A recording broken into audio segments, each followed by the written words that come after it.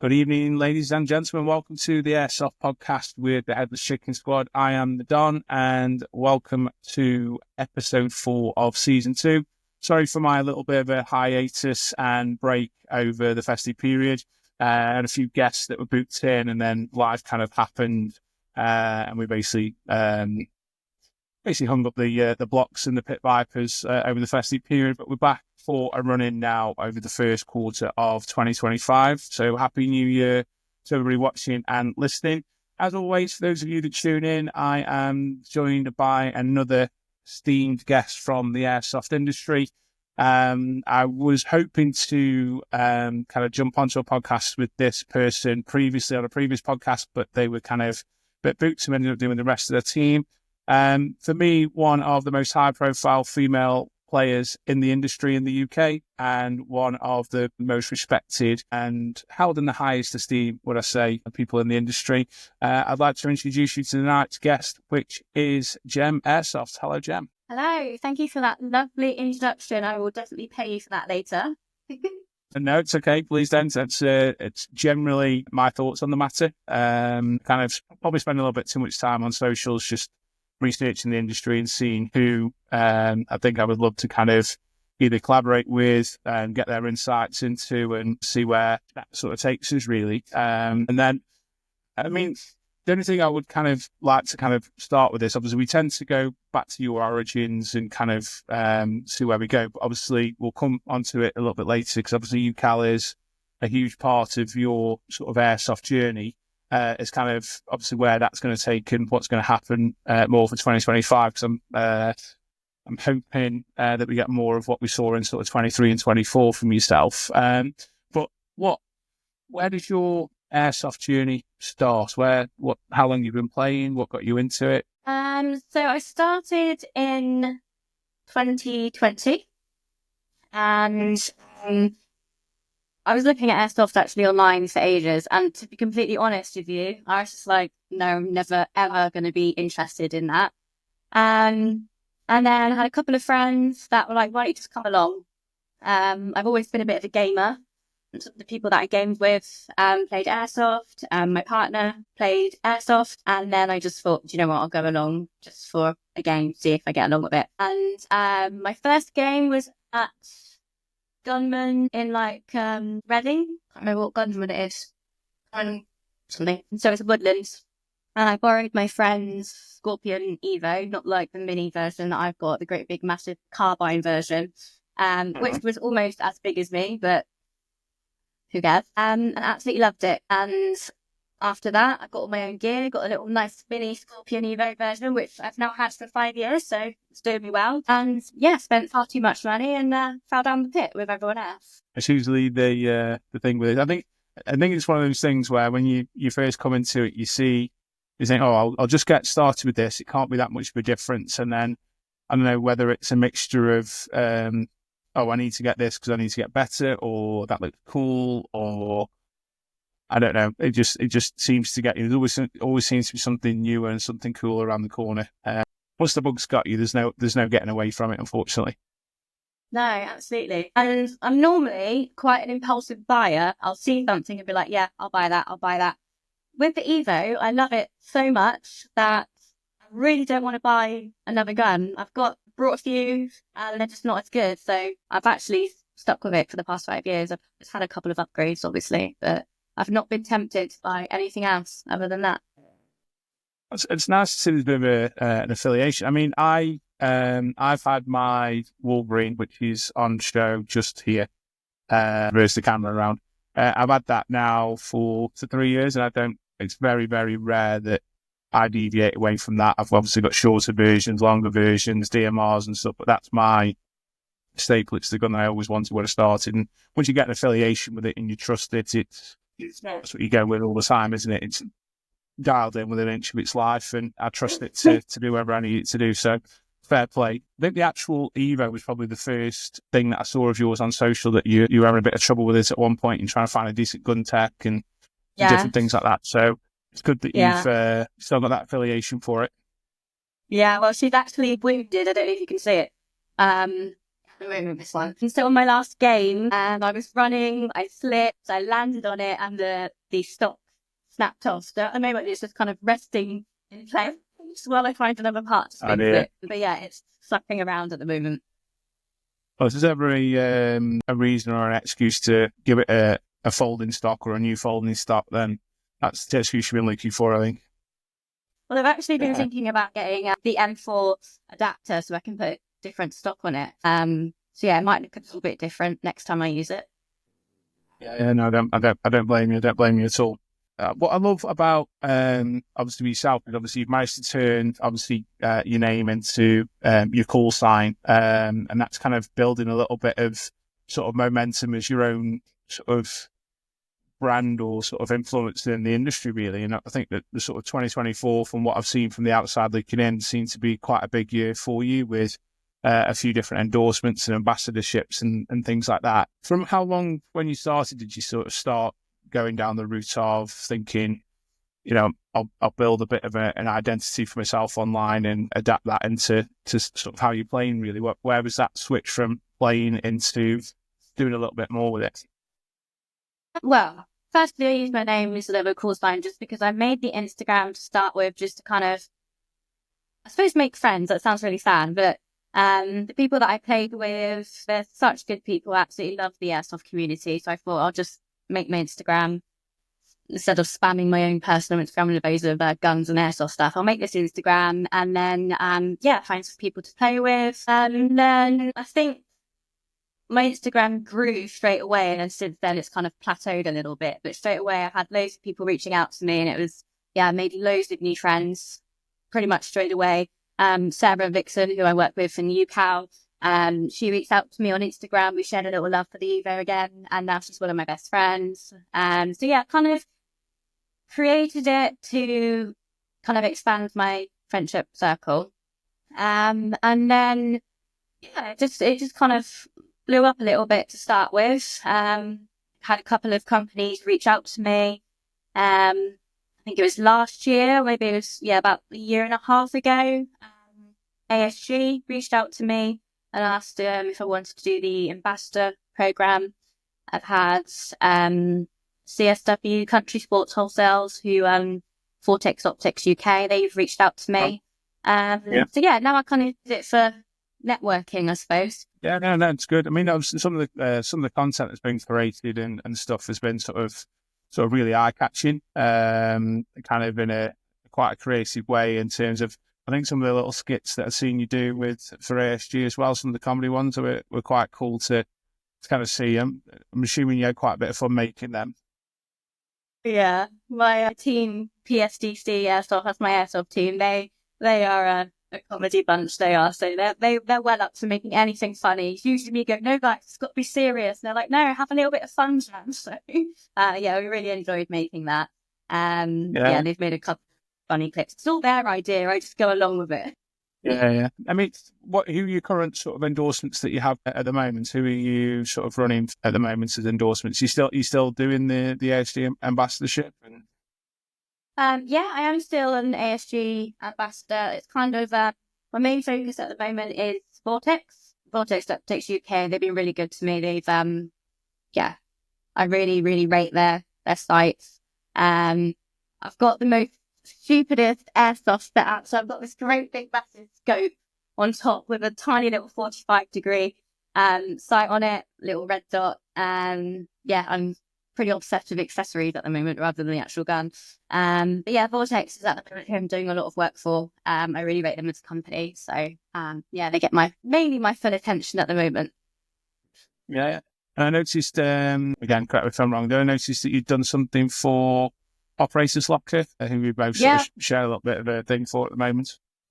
Yeah, they reached out to me and told me about their new face protection. It's the Fortis. As I said earlier, once I've got kit that I like, I don't usually deviate from it. So the face protection I've brought like 10 of the same over the past 5 years. But I gave it a go, used it for a game, and actually they have converted me. And I'm not just saying that because they've given me the face protection. They have converted me, so I now will start running the MB Tactical from Operators Locker. face protection. I didn't think I would change, but I have. But yeah, they reached out to me. So yeah, took a couple of photos for them. I'm very lucky that I am good friends with a lot of photographers. So we have some fun, take some photos, get some content. Gen Airsoft, who is based down south.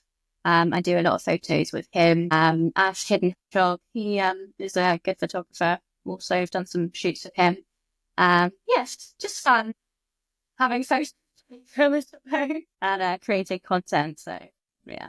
Yeah, no, it's good. I mean, you touched on there. Yeah, you're obviously part of an airsoft team. How did you come about being part of that? Is that part of the team or the group that you started going with, or is it something you've picked up along the way? No, so most of the people I play with now are just people that I met along the way. So I play at a site mainly down south in Andover. It's called Iron Site. It's a CQB site, and there were just some regulars there. There's just two of them, Dan and Nate.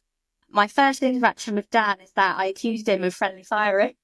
They were like, it wasn't me, I promise. It wasn't me, I promise. But then, yeah, they're just really great guys to play with. Even if I was playing against them, it was just always a good laugh with them. And then we just ended up always arranging games together and playing together. And they thought, why don't you just join the team? So that's, yeah, they recruited me on board. So now it's three of us, me, Dan and Nate, three musketeers. I don't know if you know much about PSTC, but they're the guys that run the dolphins on their back. Yeah, that's Sam, yeah. Dolphins, and see if I can quickly... Yeah, this is PSTC, this is Dolly the Dolphins. It's just a little Scots for me at the moment. I've worn it on my back once, and that was that. The other two usually do run around with them on their backs, but as I said, I'm slightly more serious. No, good. I mean, obviously, I know obviously when we talk about putting this together, that I wanted to try and make the podcast about you as Gen Airsoft. Obviously, I've already featured on the UCAL podcast. I didn't want to duplicate a lot of what had already been said, but for you personally, where did that sort of affiliation with UCAL come? Because I know it's a huge part of your sort of airsoft journey, and you're doing wonders with that. So before I became part of the kind of management, I suppose, team of UCAL, always tried to get more girls into the community. I had lots of girls message me for advice and things like that, and I just thought what Drew and Alex created was amazing. And then it just exploded, as I'm sure they said in the last podcast. UCAL rapidly grew. A lot more women came into the sport, and they needed a bit of help with running it and managing it and the social media and everything. So they reached out to me straight away. I was like, absolutely. And yeah, it's just the community itself is absolutely amazing. You guys don't see it behind closed doors, but we've got like this private Facebook group. There's a chat full of 300, 400 members. Every day we'll be messaging in there. There'll be messages every day. And it's not always airsoft talk either. Sometimes we do socials, meetups, and it's just great. A lot of my friends are guys. Airsoft's quite a male-dominated sport, so it's nice to have some fellow female players to hang out with. So yeah, massive advocate of getting women into the sport and making it an inclusive, fair community. Yeah, and obviously what you were talking there about, like the groups and the forums and the community. Our team chat is always alight with stuff, and I'd say it's probably only about 60-70% airsoft. The rest of the stuff is, somebody having a bad day, or they're having a bit of a shitter at work and stuff like that, or the missus giving them grief. It's always a good place to sort of vent and kind of feel wanted and kind of around like-minded people, really. And I suppose that's probably one of the stronger points of having that membership group and things that you created, really. Everywhere I go, there's always people there walking around with the UCAL patches on, and always singing your praise and stuff. So fair play to you on that. It's always nice to see success stories in the industry, and highlighting how good the community can be, rather than sort of the negative parts of it that sometimes get highlighted, which I think gets a bit of an unfair rap, really. What's new for you in 2025? What airsoft domination can we expect from you? So I'm focusing a lot on UCAL this this year. We've got this event that we are planning. I'm not sure if you've heard about it yet, but it's our first ever, well, the first ever female-only festival. I say female only. It's not female only because men can come. It's just that on the Saturday, it's going to be completely focused on the girls. It's going to be girls versus girls. No guys are allowed to play the actual main game on the Saturday. Yeah, it's going to be absolutely amazing. So it's a Friday to Sunday festival. On the Friday night, we're going to get together, have a few drinks, have a little fire, get some makeup artists in, do a little photo shoot because you know how much women love taking photos. And yeah, really chilled social on the Friday. As I said, guys can come, but they'll do their own thing. Yeah, Saturday will be the girls versus girls day. And we will have some really cool things planned for the guys, which we will announce soon. Social in the evening, gonna have a bar. It's gonna be really good. And on the Sunday, the girls will get to show off the new skills that they've learned, and we'll kick the guys' asses for a normal Sunday game day. So yeah, that's going to be really exciting. It's taking a lot of planning. But yeah, and that's my goal, to have a successful event. So yeah, focusing on a lot of you. Yeah, it's a good location as well, Warzone as well. Obviously, it's probably one of the more central sites. And you've seen as maybe a UCAL sort of home site. Will that be the third event you've done there now? Definitely, yeah. Well, we did our charity event 2 years ago now. That was at Warzone. We did have so UCAL, we do little meetups all over the place. We did have a meetup at Warzone a few months ago, actually. And then, yeah, this will be the third time UCAL have gone up to Warzone. Wouldn't say it's our home site. We haven't really got a home site because we're all based all over the place. But yeah, it's a site that we love going to, and they're really good to us. They good to everyone, but yeah, we really enjoy it there. So yeah, that's Ash and Stu run a really good site there. We're due to have Ash on in the next couple of weeks, so we'll keep an eye out for that. We can actually get the diaries aligned and things like that. So I'm looking forward to that. But no, I mean, in terms of obviously that sort of event and things like that, are you got any sort of indication on numbers that you'll get from the UCAL membership there? Have you got any early indications from that? Or I think it's going to be a very busy event, and we've had so much interest. Obviously, it's been Christmas. We released it in December. That slowed things down a little bit, but yeah, we've had a lot of interest. I think it's going to be a really successful event. Yeah, I've seen the branding for it. Is it the GWA one I've seen? Yeah, Girls Weekend Away. It was actually, I don't know if you've heard of a community called the Sisterhood. They're not a UCAL community. They're not an Airsoft community. So the Sisterhood are just a community for women. They host all sorts of events, boxing, pole, lots of different things. It was actually their idea. So the Sisterhood wanted to create an event for women, an Airsoft event. And they actually reached out to UCAL and said, is this something you want to get involved with? And obviously we were like, yeah. And so yeah, we're working with the Sisterhood. It's not a UCAL event. It's a UCAL Sisterhood collaboration, which is working really well because obviously we've already got this amazing Airsoft community for women, and they can target people that haven't actually played Airsoft before. Part of our event is to introduce women into the sport. So we've got a really heavily discounted ticket price if you are a woman and haven't played Airsoft before. So it kind of opens up a lot of doors to these people, and the Sisterhood, not being an Airsoft community, are able to kind of reach out to people that may not have even heard of Airsoft before.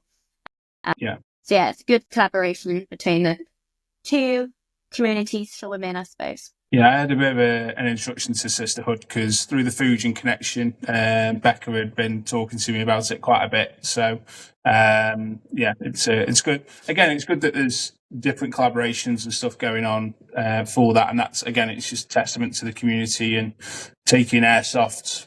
It can be quite insular as a community. So it's good that it's been able to kind of be taken away and kind of bring people in from the outside, really, because that was my overarching kind of introduction to Airsoft. It was very insular. It isn't very often you bump into somebody down the pub and they go, oh yeah, I play Airsoft or different things like that. It's kind of, you've almost got to be in the inner, trusted inner circle sort of thing. So no, it's good that you're taking it outwards from that point of view, really. So no, really, really good for that. And I wish you all the best with it. I'll see if we can get the chickies down for the Sunday, because I know we really enjoyed the last event that you did there.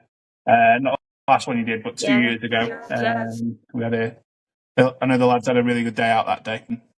No, it's good. So what's happening? What's new with sort of UCal? Because I know Drew's left since I did my podcast with you. Was that kind of left a huge hole for you to fill? And Yeah, I mean, now it's just me, Sarah, and Alex. We work together really well. There's a lot of exciting opportunities. Obviously, it's sad that Drew's left.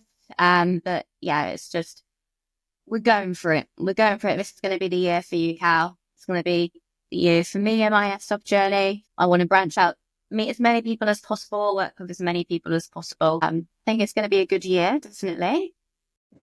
No, it's good. I think 2025 looks really promising. Like there are some really, really good events dotted around the year. And I think when I first started, all anybody ever talked about was NAF. And it's now, there's so many other different things. Obviously, you've got your event, Warzone do their own thing, obviously NAF. There's loads of different people popping up. We're trying to sort something out with Fujin as well. So, yeah, there's loads of different types of events popping up. And I think that's good because ultimately, Airsoft is an events business, isn't it? Really, every single game day is an event, and as much as it's nice to turn up with a leisurely skirmish day, it is nice to go to an event that's well put on, well attended, with all the things that kind of come with it. Really, so that's really, really good. One of the things I tried to do sort of towards the end of the podcast is talk about kind of things that you do like, things that you don't like about the industry and things like that. And sometimes I kind of try and do like a quick fire question, but I'm being nice tonight. I don't want to put you on the spot with any quick fires that usually I tend to save them for members of my own team that causes a bit of an internal discussion. So I'll go easy on you with the quick fire. But the main thing I would probably ask is, so obviously you're coming into your 5th year of Airsoft now.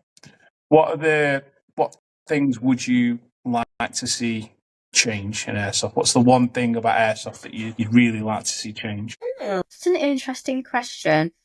I'll tell you what I don't want to happen. Obviously, a few years ago, paintball was such a big thing. It was everywhere.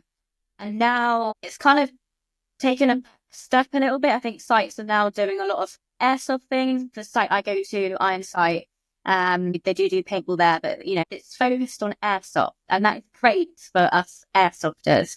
But what I don't want is some law to change or something like that, which is going to kind of take that away. So I just want it to keep growing. Things I don't like, I'm going to be talking about social media now. All of the social media things trying to stop Airsoft stuff being shown. Like even my name on Instagram, my name Gen Airsoft, it's being flagged. Not even just a photo, but my actual name is being flagged. So I don't want, Instagram as a company to try and push Airsoft down. I want to keep growing and expanding. I don't want it to become paintball, where it just kind of phased out. Yeah, I think paintball has phased out quite a bit because of the cost. I think because Airsoft has come on leaps and bounds. I mean, we go to Outpost a lot, which is in Chester, and they have a big thing next to the check-in desk, and it's like 100 paintballs is like 20 quid, and it's like, hang on, I can buy 5,000 BBs for that, and plus obviously you've got the realism and things like that. Right. The only thing I've seen with paintball is there's a resurgence in the competitive elements. There seems to be a move away from competitive speed soft back into competitive paintball. There seems to be that sort of movement again. But there was a video, and also on your other point, I watched a video from Mark Zuckerberg saying that there's going to be a more conscious effort from Meta to go back to its original freedom of speech. So a lot of the suppression that has been forced due to the US Senate, due to Joe Biden and kind of their push. Now that obviously Trump's coming into power, there's going to be a new bill pushed by Elon Musk and his team to try and hopefully have a bit more freedom of speech and expression. So the laws and the regulations, should we say, that stop us doing what we want to, or post what we want to post on social media will change. But yeah, I think the legislation's okay as long as some idiot doesn't run into the street with an Evo with a scope on the top, start pinning people against the wall and things like that. There comes a lot of responsibility with that, and I think I actually generally trust the community to look after it. You do get the odd idiot that's going to do things. You can't account for all it, but I think the community and there's enough infrastructure. It's been around long enough now to to be able to withstand it. I think there's enough background in it, and again, thanks to paintball a lot for that, because effectively, other than the projectile, it's pretty much the same. I think the replicas are always going to be a bit of a different thing, but no, I think you're okay with that. And then, what's the one thing? So that's the negative part. What's the one thing about airsoft that you absolutely love? What does airsoft give you that nothing else in the world does from a hobby point of view, shall I say? I am so competitive. I'm really, really competitive. I absolutely love getting fantastic kill streak.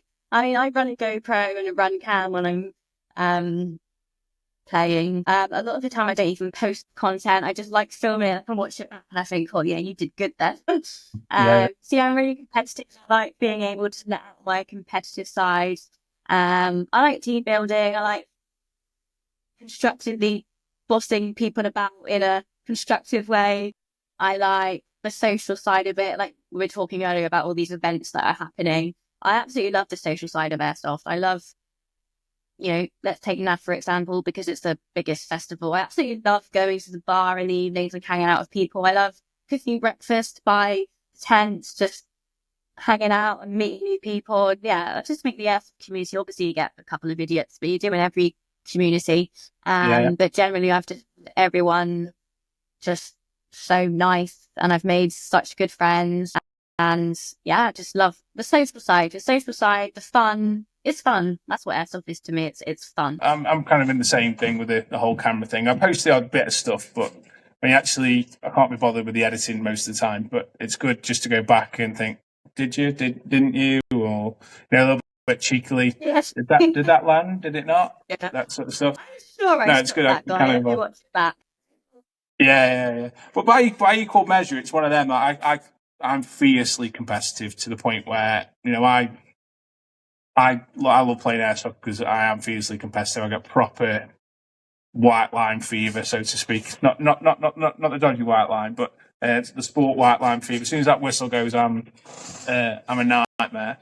But what having the cameras has done is given me ability to chill out a little bit and go, I'll check that back when I get back. And then it's amazing how many times you go, yeah, that didn't land, or I'm past his ear or under his arm, or didn't land or whatever. No, they are good to do, but then also good to share in the office as well, because obviously I have people here that they don't play, but if I'm doing a game day at the weekend, they know I'm playing prepping gear and all that sort of stuff. So nice to come in on Monday and go, well, lads, look at this or whatever. So no, it's all good. It's all good from that point of view. Yeah, I feel like I get a buzz of doing like sneaky kills. So what I tend to do is go and find a really, really epic hiding place. And I'm running out of hiding places in my local site now because everyone thinks, right, Gem's going to be over there, so I need to think of some new ones. But I love finding a nice little hiding spot. Yes, maybe I'm camping, but I will hide. I will wait until they are about to call the area clear, and then I will go out and I will just shoot them all, and that's really satisfying. I've seen a couple of them. I think it was the video you posted. Was it a 9 kill streak you posted? Was it 9? Or am I doing you a service there where you were going through one of the tunnels? Yeah, really good. Great service. No. Sneaky. Sneaky.